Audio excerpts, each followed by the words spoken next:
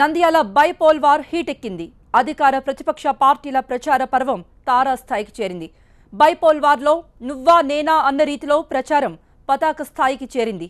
ఉప ఎన్నికలో గెలిచి తమ సత్తా ఏంటో చూపించాలని అధికార ప్రతిపక్షాలు ఉవ్విళ్లూరుతున్నాయి.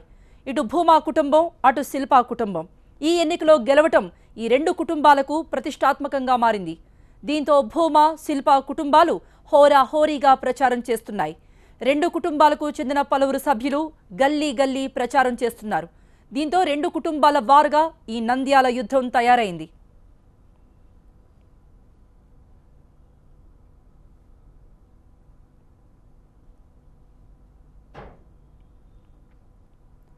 భూమా కుటుంబం నుండి భూమా బ్రహ్మానందరెడ్డి పోటీలో ఉన్నారు.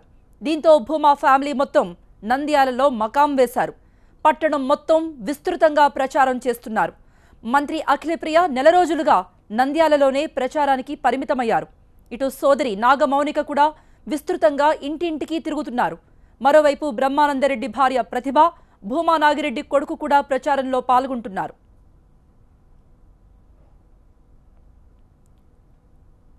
భూమా బ్రహ్మానందరెడ్డి తరపున ప్రచారం నిర్వహిస్తున్న నాగమౌనికతో మా ప్రతినిధి హసీనా ఫేస్ టు ఫేస్.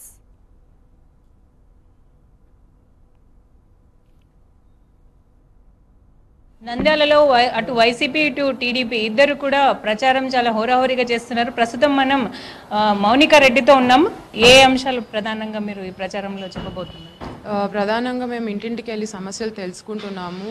గత 10 సంవత్సరాల నుంచి ఏదైతే మినిమం 90% డిసేబిలిటీ ఉన్న సర్టిఫికేట్ ఉన్న వాళ్ళకి పెన్షన్ రాలేని పరిస్థితిలో ఉన్నారు. మేము ఇవన్నీ ప్రభుత్వం దృష్టికి తీసుకెళ్ళి మరి వాళ్ళకి న్యాయం జరిగేలాగా చూస్తాం. ఎందుకంటే 9 సంవత్సరాలు మరి చీకటి రాజ్యం పాలన చేసినారు శిల్పామోహన్ రెడ్డి గారు. ఏవైతే వెనకబడి పెన్షన్లు కానీ, రేషన్లు కార్డ్ కానీ, ఇండ్లు కానీ, డ్రైనేజ్ కానీ, లైట్లు కానీ, మినిమం శానిటైజేషన్ కానీ ఇవన్నీ మేము నోట్ చేసుకుంటున్నాము. ఇంత ఎన్నికల కోడ్ అవ్వగానే మేము మరి ప్రభుత్వం దృష్టికి తీసుకెళ్ళి మంచి జరిగేలాగా ప్రజలకి చూసుకుంటాము. 3 సంవత్సరాలు వాళ్ళు టీడీపీలో ఉన్నప్పుడు ఫండ్స్ రిలీజ్ చేయలేదు, కానీ ఇప్పుడు ఎలక్షన్ టైంలో ఫండ్స్ రిలీజ్ చేశారు అని అంటున్నారు. అది మరి శిల్పామోహన్ రెడ్డి గారు పోగొట్టుకున్న నమ్మకం అయి ఉండొచ్చు వారి లీడర్ దగ్గర.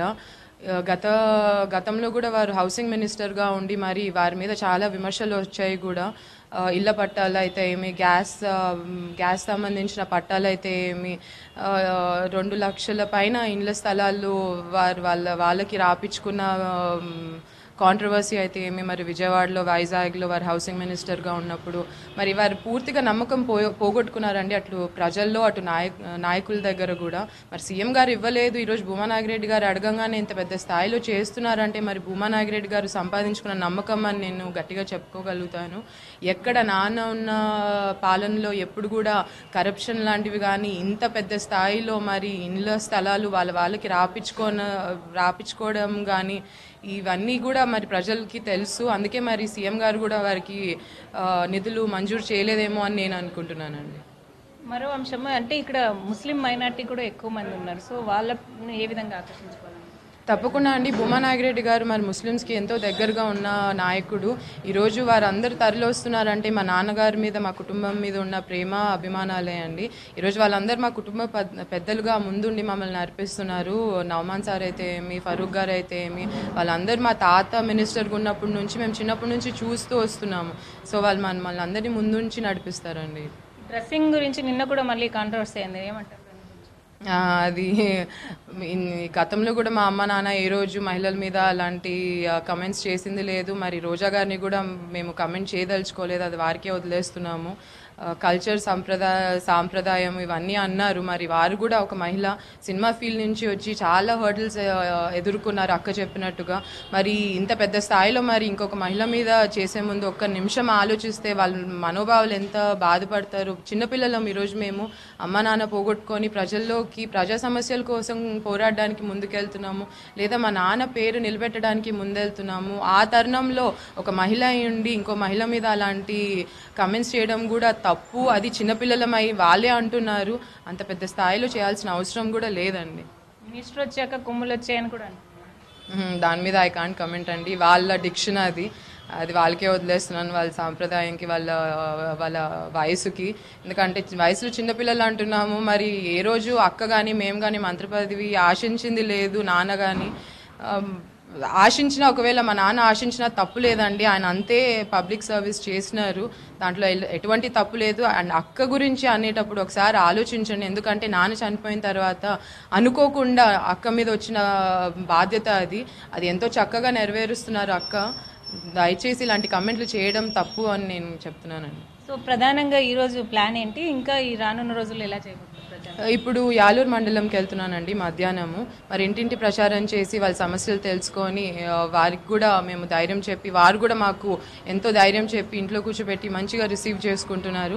మరి మా నాన్నతో పోకూడదని ఈ లెగసీ మేమందరం కష్టపడుతున్నామండి. ఎందుకంటే మా కుటుంబం మీద ఆధారపడి చాలా కుటుంబాలు ఉన్నాయి. అటు పాత రాజకీయాల నుంచి చూసుకున్నా మరి పెద్దవాళ్ళందరూ మాతో తోడై నడుస్తున్నారండి. పొలిటికల్లో జూనియర్స్ మీరు అని అంటున్నారు.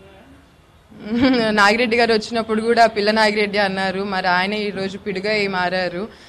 రాష్ట్ర రాజకీయాల్లో నాగిరెడ్డి అంటే ఒక మంచి పేరు, ఒక నమ్మకం ఏర్పరచుకున్నారు. మీరు పిల్లలు కాదు, పిడుగులు అనమాట. ఖచ్చితంగా పిడుగులమండి. ఈరోజు ఇంత భారాన్ని మోస్తూ మరి మా కుటుంబ సభ్యుల్ని, మా క్యాడర్ని మేము కాపాడుకుంటూ వస్తున్నామంటే మేము కూడా చాలా గట్టోళ్ళమండి, అంత ఈజీగా వదిలిపెట్టుకోము.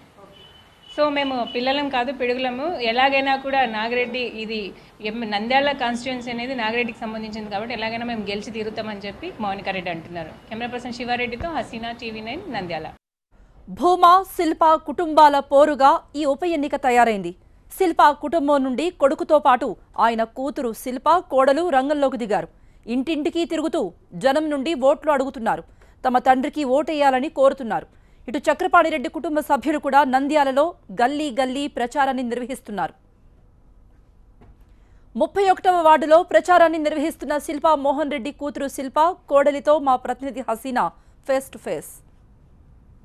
నిన్న నామినేషన్ల పర్వం పూర్తయిన తర్వాత, అన్ని నామినేషన్లు యాక్సెప్ట్ చేసిన తర్వాత ఇక్కడ పూర్తి స్థాయిలో హోరాహోరీ ప్రచారం కొనసాగుతుంది. అయితే ప్రస్తుతం శిల్పమోహన్ రెడ్డి డాటర్ కూడా ప్రచారం చేస్తున్నారు. శిల్ప తన పేరు. ఇక్కడ ప్రస్తుతం అంత ఉన్నారు, మాట్లాడదాం. ప్రచారం ఎలా జరుగుతుంది? చాలా బాగుందండి. ఈరోజు 33rd వార్డులో నేను, చిత్తూరు ఇన్ఛార్జ్ ఎమ్మెల్యే గారు ఇద్దరం కలిసి చేసాం ప్రచారం. చాలా పాజిటివ్గా ఉంది. ఇక్కడ ఆల్మోస్ట్ మెజారిటీ మాకే వస్తుందనే నమ్మకంతో ఉన్నాం. నిన్న నామినేషన్ టెన్షన్ ఎలా ఫీల్ అయ్యారు? అదే వాళ్ళు ఏదో తెలుసు వాళ్ళకి ఎట్లాగో ఓడిపోతామని, సో ఏదో ఒకటి చేయాలని చేస్తున్నారు. మేము చాలా కాన్ఫిడెంట్గా ఉన్నాం, బికాస్ చాలా చిన్న మైన్యూట్ థింగ్, దాన్ని కూడా వాళ్ళు ఏదో ఫోకస్ చేసి ఏదో చేయాలనుకున్నారు. But it didn't work out. End of the day న్యాయమే గెలుస్తుంది కదా. ఈ ప్రచారం మీరు ఫస్ట్ టైమా లేక ముందు కూడా? ఈసారి ఫుల్ ఫ్లెజ్డ్గా చేస్తున్నాను. ఇంతకుముందు జస్ట్ మధ్యలో చేసేదాన్ని. ఎలా అనిపిస్తుంది? టఫ్ ఉందంటారా? లేదు, టఫ్ ఏం లేదండి. ప్రజలందరికీ గుర్తుంది నాన్నగారు చేసిన సేవలు అన్నీ, ఎవరు మర్చిపోలేదు. ఇంకా దానికి తోడు మాకు జగనన్న బలం కూడా కలిసి వచ్చింది కదా, సో చాలా పాజిటివ్ ఉంది. ఒక కాంట్రవర్సీ కూడా మనం చూస్తున్నాం ఈ డ్రెస్సింగ్ గురించి, సో దాని గురించి ఏమంటారు? కాంట్రవర్సీ ఏముందండి, ఇండియన్ క్లోత్స్ వేసుకున్న వరకు ఏదైనా ఓకే, అంతే అంతే అంతే అనుకుంటున్నా. సో పంజాబ్ డ్రెస్ వేసుకున్న ప్రాబ్లం లేదు? డెఫినెట్గా ఏం లేదు.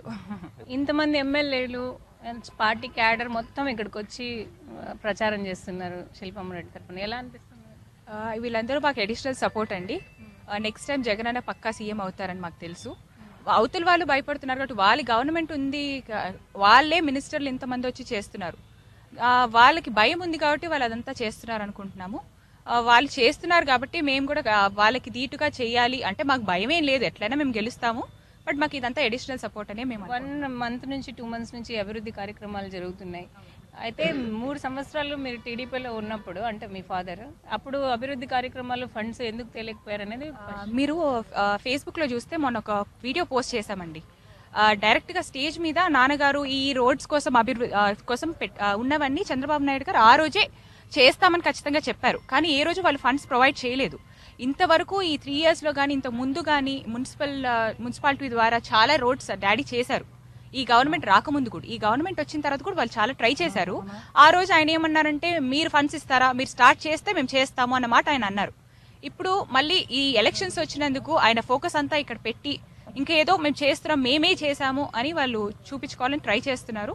బట్ జనాలకు అందరికి తెలుసు ఈరోజు వాళ్ళు చేసేది ఒక్క రోడే ఏమో, కానీ ఈ రోడ్లు ఇక్కడ ఉన్నవన్నీ డెవలప్ చేసింది నాన్నగారే.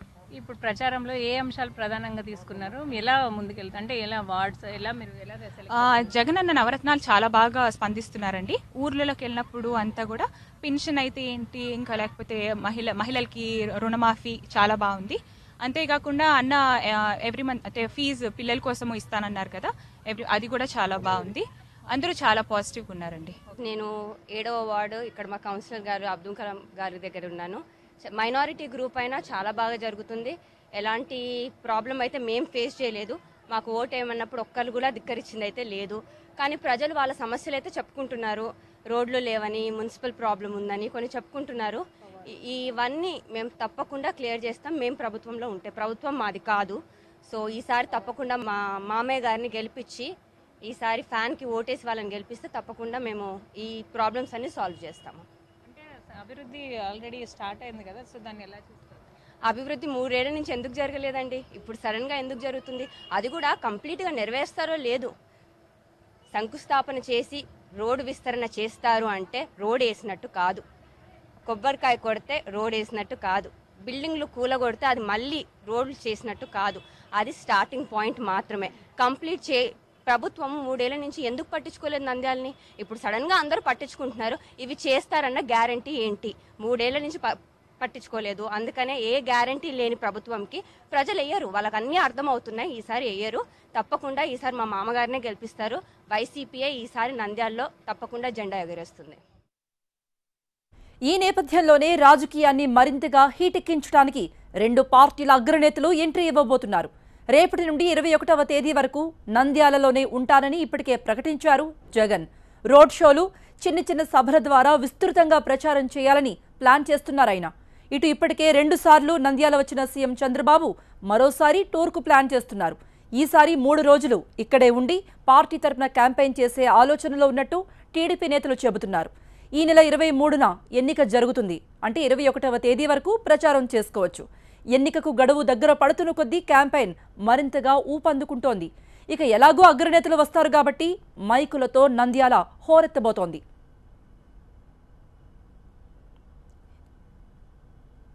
స్క్రోల్ చేయండి.